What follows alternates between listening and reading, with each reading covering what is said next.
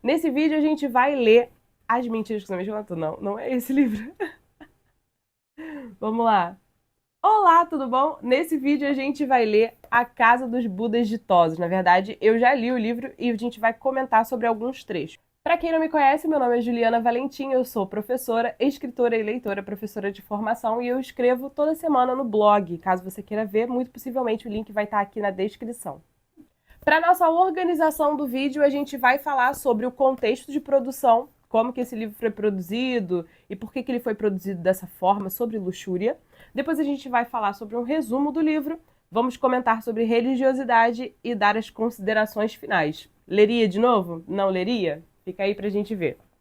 Vou começar com uma leitura da página 102, não é um spoiler, eu acho que esse livro tem uma informação que talvez seja considerado um spoiler. Seja considerado assim, pô, Juliana falou o final do livro. Então essa informação é a informação que eu não vou dar, tá? Bom, vou colocar aqui meu óculos pra gente poder ler um trecho.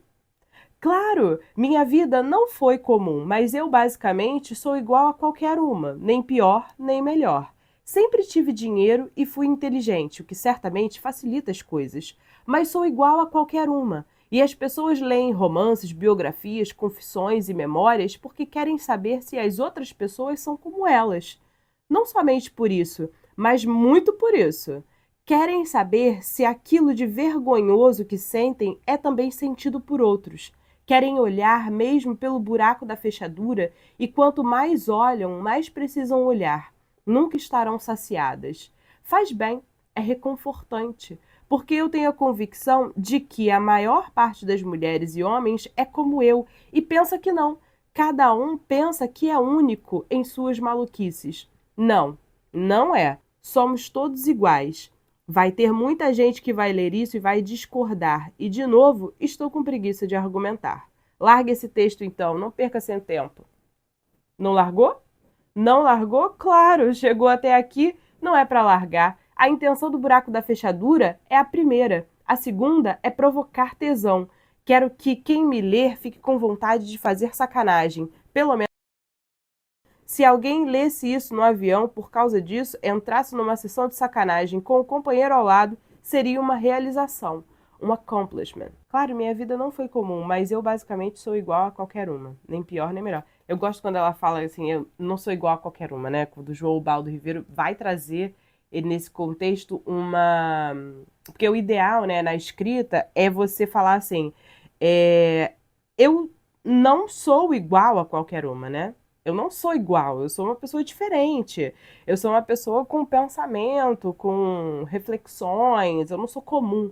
E é ao contrário, né? Ela vai tratar justamente para dizer, olha, eu sou uma pessoa comum, né? Eu sou uma pessoa absolutamente comum. E ela não é comum, né? Eu acho que o interessante é porque a personagem não é comum.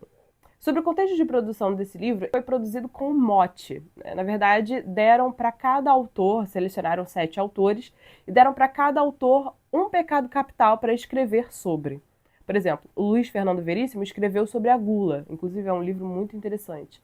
Tem o livro sobre a soberba, sobre a inveja, sobre a ira, e esse aqui é o livro sobre a luxúria. Para quem não sabe, luxúria é um pecado capital do sexo, né? Como se a pessoa não conseguisse parar de pensar sobre isso ou até mesmo só focasse nas suas relações sexuais, né? A vida inteira sobre isso. Pecado ali no sentido religioso católico tem a ver com essa hiperfoco nesse centro, né? Nesse tema, e por isso o pecado da luxúria. Para construir esse livro, e aí falando já sobre um resumo, né, ele fez uma personagem, ele construiu uma personagem, que eu não vou lembrar o nome agora.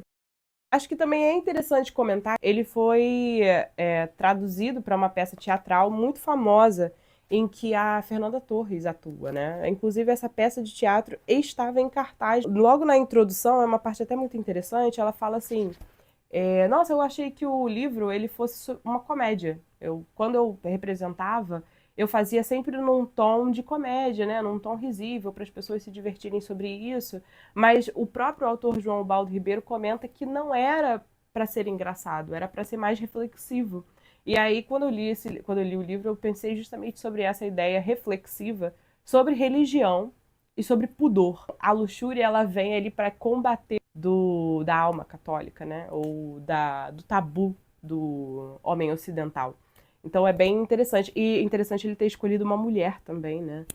Uma personagem feminina, justamente para fazer esse contraponto, né? Para fazer essa contravenção ali. Eu lembro que ela tinha uma amiga que era muito pior do que ela, no sentido de culturas sexuais, e o nome dessa amiga que ensinou tudo para ela era Dora, uma coisa assim.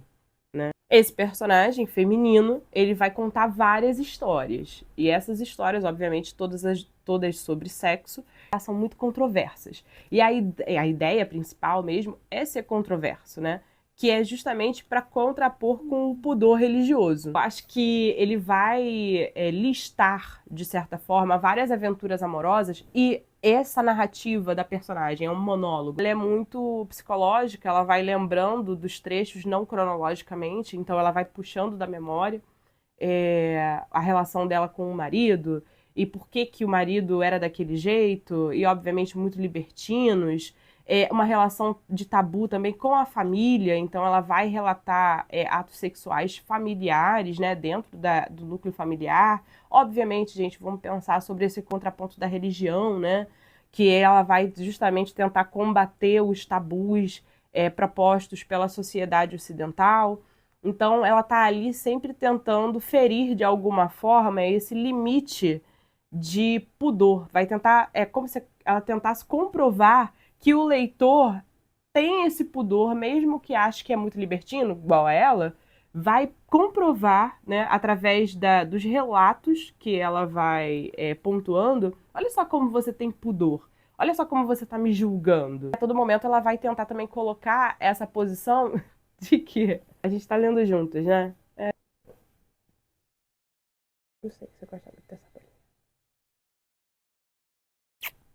Ó, moralistas e pudicos, né? A literatura brasileira ainda não tinha produzido um romance de linhagem do erotismo elegante e radical, e coube a João Ubaldo fazê-lo. Não é um livro para leitores sem malícia, moralistas ou pudicos. Muito pelo contrário, eu acho que é um livro, quem escreveu foi o José Castelo, do Estado de São Paulo.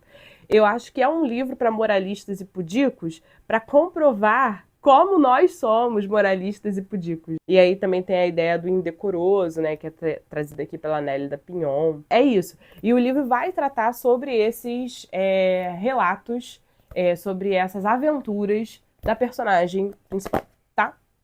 Esse é o resumo do livro. Em algum momento, ela vai citar... Primeiro, ela vai citar uma relação com uma religião.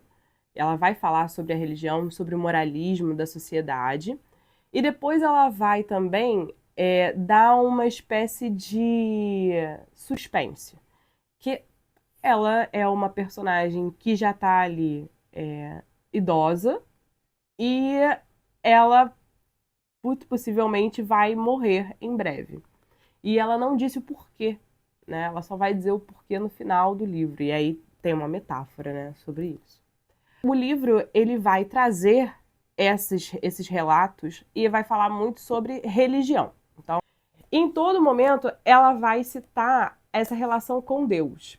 E eu achei interessante porque o João Ubaldo, ele vai construir essa personagem de forma que a luxúria, né, a representação da luxúria, cria o seu próprio aspecto organizacional de religião. Então é como se fosse uma religião da luxúria e ela fosse ali a sacerdotisa dessa religião. Então ela vai pontuando o que deve ser feito e o que não deve ser feito, e aonde que existe um moralismo dentro da sociedade, né? Aonde que ela pode partir ali do princípio de que você vai se assustar lendo o livro.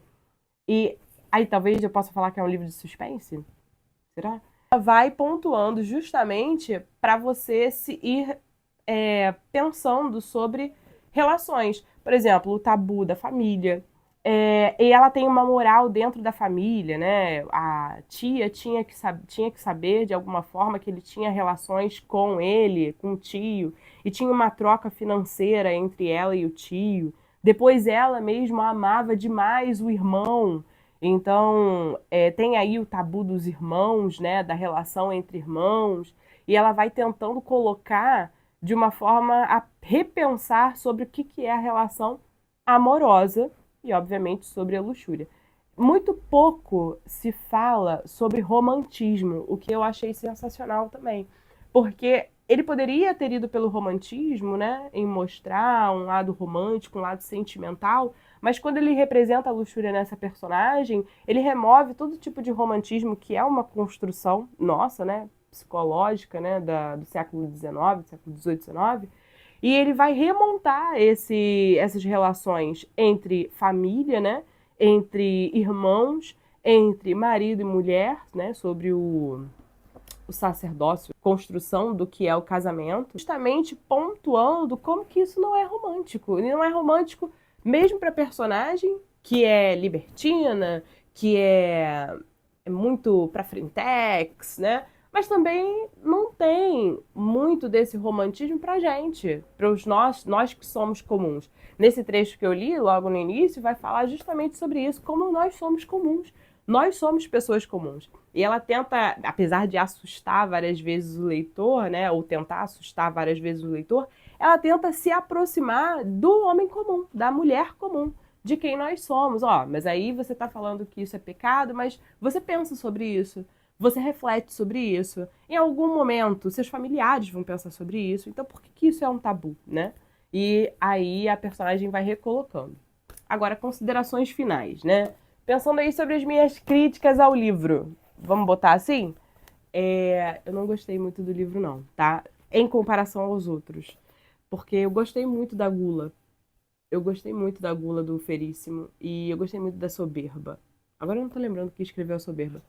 Mas eu gostei muito desses dois livros. E eu achei que a luxúria ficou um pouco para trás em comparação aos outros. Desculpa fazer essa comparação, né? Mas eu já falei aqui que eu tô partindo do lugar de leitora, que eu não tô partindo do lugar da crítica, né? Da crítica literária. Eu não tô partindo desse lado. Eu tô partindo do lado do leitor, né? Que gosta ou não da leitura e paciência, tá? Então, assim, não me agradou muito no sentido de que eu achei que a personagem parecia mais um homem do que uma mulher. Aí talvez eu caia no senso comum, né? De que a mulher, ela tem uma relação muito sentimental, mesmo quando é sexual e luxuriosa. A mulher é mais sentimental que o homem. E a personagem não é nada sentimental. Ah, Juliana, você não gostou, mas porque talvez seja aí a sua moral, pensando sobre o livro, né? Nessa descrição tão crua. E eu achei bom ser cru, né? Porque cru é aquilo que liberta da cultura, né? Faz todo sentido. Falando mesmo o que é e usando também uma linguagem bem baiana, bem ser rápida, né? De falar na cara o que é. Acho que uma personagem feminina talvez não fizesse isso. Talvez não fosse assim. Será que se fosse um livro sobre luxúria escrito por uma mulher, seria dessa forma? Desculpa. Então, é um livro que, se você gostar do assunto, se você quiser ler um pouco sobre aventuras sexuais, você vai gostar muito. Se é um livro que você está procurando sobre religiosidade, tabus moralistas, você também vai gostar. Mas se é um livro que você está precisando ali para você se divertir, um livro leve, eu acho que ele não é um livro muito leve, que é mais reflexivo mesmo. Muito obrigada por assistir esse vídeo até o final. Se você gostou desse vídeo, não esquece de curtir, compartilhar e também, por favor, se inscreva no canal. Tem vídeo aqui toda semana, ou deveria ter toda semana. Toda segunda-feira vai ter um vídeo sobre uma leitura ou então um comentário sobre livros e leituras e hábito de leitura e língua portuguesa e etc. Agradeço demais por vocês terem visto até aqui e até a próxima segunda-feira. Você é incrível! Um beijo. Tchauzinho. Sobre o contexto de produção desse livro, o livro foi produzido a partir de uma... Você quer ler também, Pepita? Acho que você vai aparecer no vídeo. Tô achando que dessa vez você vai super aparecer no vídeo. Agora ela tá mexendo na câmera. A organização social do pecado.